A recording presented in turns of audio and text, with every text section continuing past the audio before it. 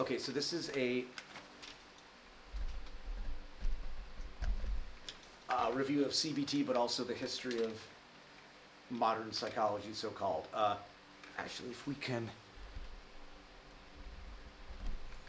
raise it just a little bit, you can't really see the top of my head. Aha!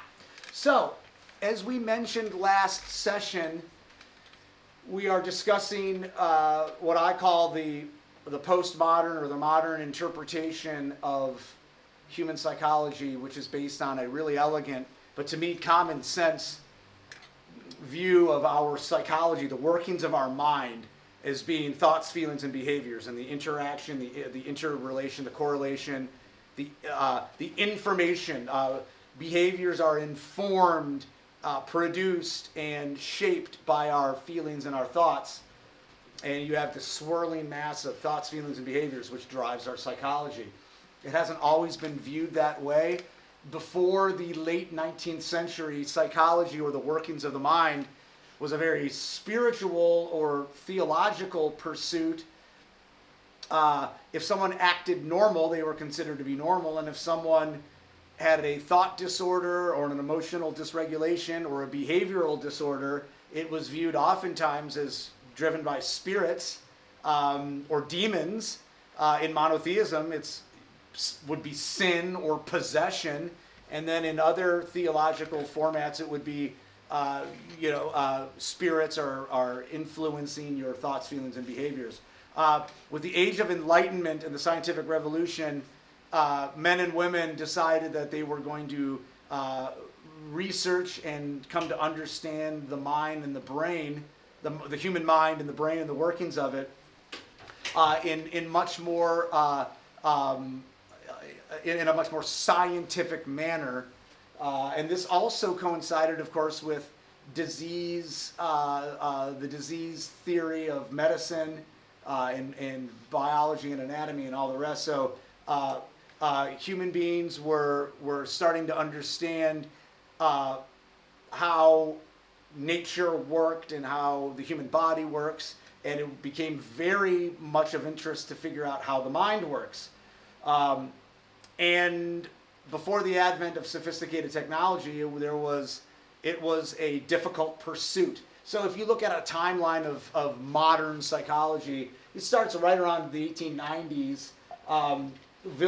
Wilhelm Wundt is considered the father of modern psychology, because he created the first experimental psychology lab at the University of Leipzig. So he was the first person to look at psychology as being a scientific academic pursuit. Freud is the next major figure in modern psychology in terms of a timeline of process, or a timeline of intellectual pursuit. Freud created his framework of psychoanalysis based on the theories of thermodynamics, physics and energy. The mind had energy, and in Freud's conception, it was all about protecting the ego, and there was the ego and the superego and the id and all of that business. And what resulted from Freud's psychoanalysis became psychoanalytic psychotherapy, which meant human beings that had emotional, cognitive, behavioral challenges and issues would work with an analyst, oftentimes for years, to help work out conflicts, and you would examine dreams and what have you. In fact, Freud wrote a treatise on dreams, which makes for interesting reading. The next major figure is an American, William James. He published The Principles of Psychology, which was essentially one of the first psychology textbooks. So this helped make a framework that experts could use to try to determine how the mind works. Thorndike was another major figure around 1900. Again, Freud published Interpretation of Dreams in 1900. A lot of the psychological societies were founded. The APA and the British Psychological Society, the American Psychological Association, were founded right around the turn of the 20th century. A major breakthrough in psychology was Pavlov's work on classical conditioning. He had Pavlov's dog. He trained his dog to salivate without food. That's called classical conditioning. You pair a stimuli with a behavior. In other words, the dog was given food and shown a light or a buzzer, and then you could train the dog to salivate without actually giving the food. Pavlov wasn't a psychologist. He was a neuroanatomist, maybe. But he did this kind of amateur experiment, which really set the tone for the next 50 years, leading to behaviorism, which we will talk about next. Thorndike is one of the pioneers of, the two pioneers of behaviorism were Thorndike with his operant conditioning and Pavlov with classical conditioning. Classical conditioning, again, is pairing a stimulus with a behavior, with a stimulus with another input to create a behavior. And then operant conditioning is using punishment and reinforcements and rewards to craft behavior. That led to behaviorism, which was a major event in modern society and in the pursuit of academic and functional psychology. In other words, the learning of the mind, but also the treatment of individuals with mental health disorders. Freudianism and psychoanalysis preceded behaviorism. Now, psychoanalysis lasted for decades. In fact, it's still used by many practitioners. Behaviorism was an enormous advent. It gave the purveyors of the Industrial Revolution and the organizers of society a theory whereby you could craft behaviors in the masses. The factories needed workers, and quite frankly, the elites needed to be able, or at least to think they could control the mass of voters. So behaviorism created the theory or the belief amongst the experts that human beings were quote unquote blank slates that the story of their lives could be written by experts. And you see the real rise of the advertising industry on Madison Avenue as coming directly from behaviorism in psychology, whereby you are going to, in public school, you are going to craft the behaviors of working in the factories. And also you're gonna create voting behaviors.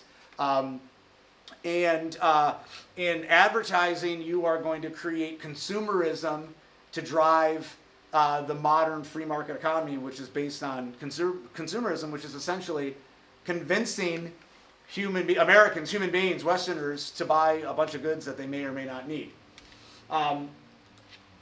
Two major figures in the development of behavioral psychology are Skinner and Watson. And again, this is based on the idea that if you're clever and organized, you can create behaviors out of human beings, children and young adults, that will last a lifetime. Indeed, behaviorism and classical and operant conditioning are used in military training. If you go to boot camp, you're going to get a heavy dose of that. They're used in public school all the time, and they're used in prisons, wherever you need to control individuals to make order out of potential chaos, but also, in the case of the military, to come up with a fine fighting machine, which is the American combat soldier. The next group of individuals that I look to are in the 1940s and 50s, coming out of Freudian psychoanalysis and coming out of behaviorism. Two individuals, amongst others, broke that mold to develop what is called client-centered, person-centered psychology, which means human beings aren't blank slates. They are sophisticated creatures capable of intelligence and modifying behavior and thoughts and feelings. And that would be Carl Rogers and Abraham Maslow. So that two pioneers, as a trained social worker, I believe in client-focused, person-centered, strengths-based, empowerment-based therapy, whereby the practitioner isn't so much an expert as a guide and a sounding board to help people do what? solve their own problems and dig deep and use their inherent skills to create a psychology of thoughts, feelings, and behaviors that is helpful to reaching their goals. So they are two heroes of the postmodern view of psychology, which is one view of that is less expert-driven and it's more person-centered. Coming out of behaviorism and the foundation of client-centered care, Maslow and Rogers, came Beck and Ellis, who developed a theory of cognitive behaviorism. They are considered the pioneers of CBT. And what they did is they noticed that their clients were struggling with behaviors that seemed to be driven by emotional dysregulation and cognitive irrationality. So they came up with a theory.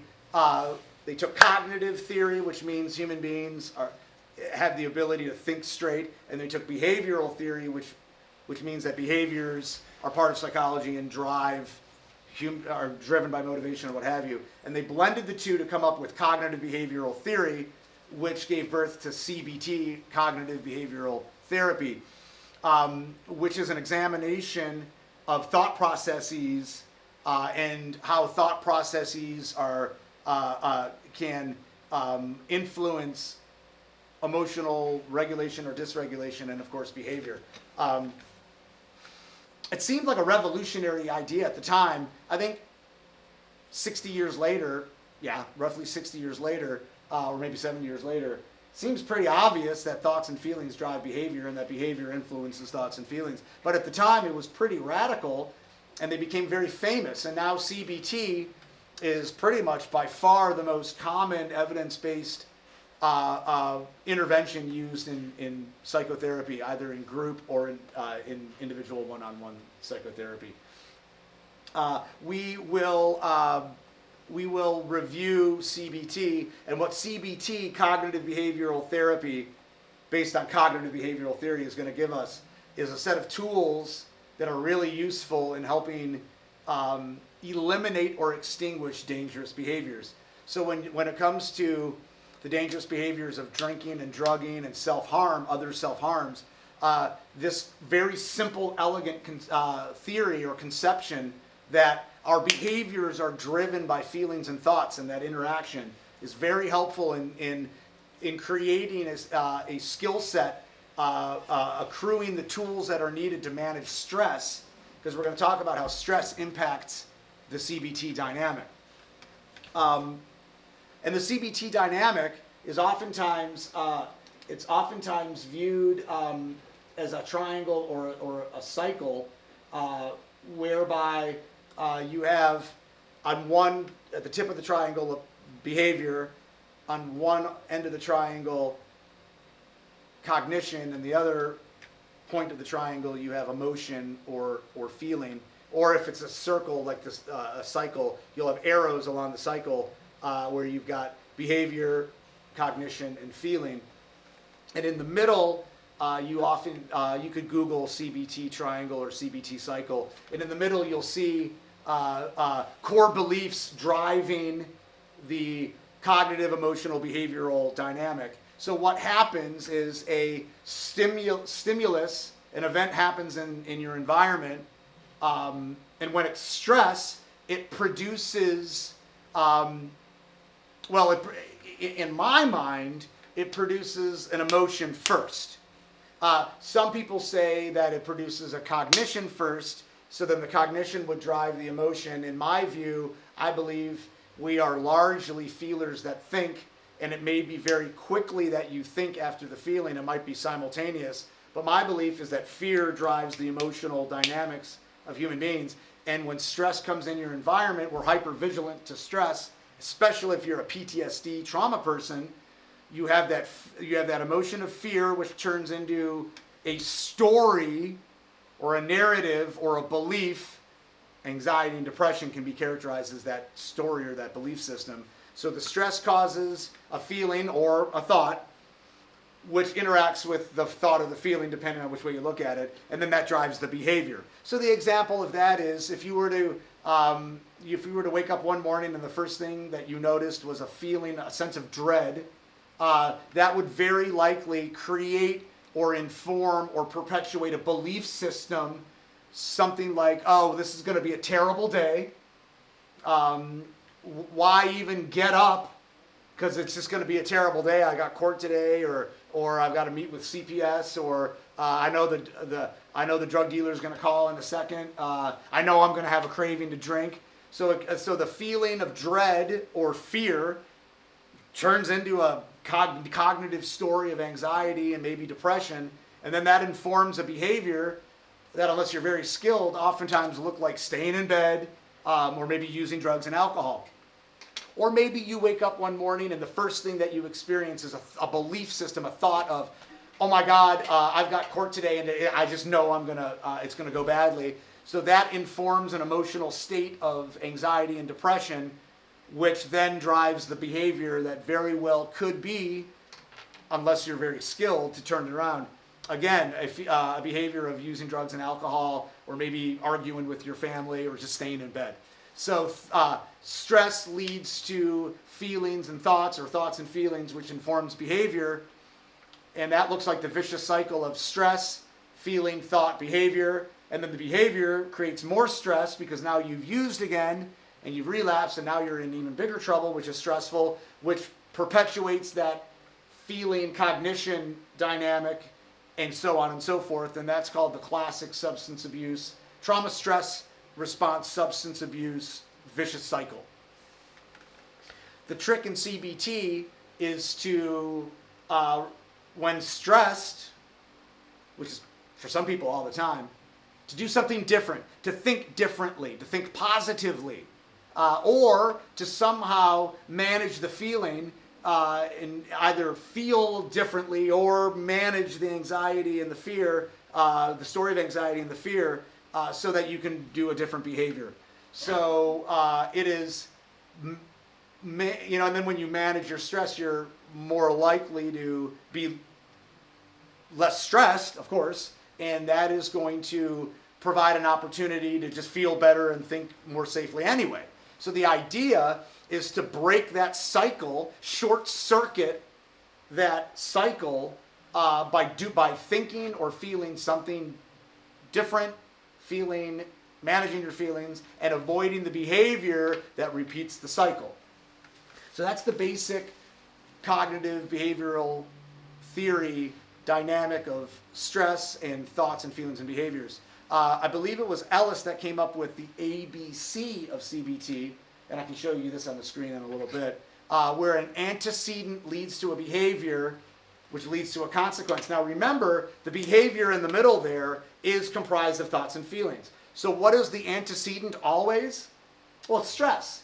Something stressful in your life leads to a behavior, which we now know is comprised of thoughts and feelings, which leads to a consequence. So a stress leads to a behavior, in our case probably self-harm, which leads to a consequence. So, a topic that hits close to home. Your beloved dog tragically dies. It jumbles up your thoughts and feelings. You use, so that's the antecedent, and then the behavior. And then the consequence is you might get in more trouble with probation or with your family, which causes more stress, which jumpstarts that cycle. So in CBT training, you can learn to manage your stress so that the antecedent doesn't lead to the behavior that leads to the consequence. So the ABC of CBT helps us learn how our behaviors are not only shaped and informed, but also how they lead to more punishment or more stress or more dysregulation, more an entrenched belief system. And then that allows us to draw on what we have already learned in the program, which is the role of narrative and the role of our left brain as a labeler and a predictor and a dichotomizer, and the left brain is constantly viewing the past and then comparing it to the future, predicting the future, which leaves the present moment in peril because you're constantly revisiting the past and predicting the future. We'll see how CBT helps us determine how dysfunctional that is in creating belief systems that are irrational and do not promote wellness and recovery. And then all of that leads again to a discussion of what are we going to do about it? So all of that business is a kind of a left brain discussion of what's going on, what do we do with stress, how does that lead to anxiety and depression and poor behaviors that get us in more trouble and either leads to or promotes substance abuse. And we learn about how our psychology is informed by all of that stress response in terms of emotional dysregulation and what we call cognitive distortion or irrationality. Then we get to learn a bunch of skills in CBT and dialectical behavior therapy and what have you that are much more, in the parlance of left brain, right brain psychology, much more right brain oriented, the mindfulness-based stress reduction skills that help us manage our emotions and help us think clearly so that we can behave more safely. So left brain, right brain, CBT, DBT, antecedent behavior, consequence, mindfulness-based stress reduction. It's all there for us to consider. And it starts with a really lovely and elegant theory that disputes Freudianism and it disputes the classical and operant conditioning of behaviorism. It basically allows us to view our minds and our psychology as being kind of a almost an antennae or a processor for stress, and then the workings of the mind are thoughts, feelings, and behaviors. And since we're judged, the one thing I grant behaviorism for sure is we are judged by our behaviors. So we need to address those behaviors. This gives us a really elegant and simple and user-friendly conceptual framework to view and analyze and adjust our behaviors based on things like motivation and stress response and the role of trauma and how thoughts and feelings really lead to the behaviors that get us in trouble. Speaking of trauma, you can't underestimate the role that PTSD and adverse childhood experiences and complex trauma have in shaping and informing the way we think, the way we feel, and the way we behave. My belief, based on Chris Niebauer's work and based on the mystical traditions of Christianity, Judaism, and Islam, and rooted heavily in Buddhism, is my belief is that all human beings really are a left brain, left path, right path. We're those creatures. And all human beings have a left brain, daily dominant style. Trauma, and perhaps actually most certainly the genetic predisposition for addiction, which is the thing, really amps up that dynamic so that whenever a trauma person or a budding substance use disorder person is stressed, it kicks in that CBT triangle or cycle dysfunction. Stress freaks us out emotionally, it freaks us out cognitively, and the behaviors speak for themselves. If the proof is in the pudding, which is to say that we are judged by our behaviors, recovery is very behavioral. So we need to learn why our behaviors and how our behaviors are driven and manifest, and then we need to learn how to do something different. I'm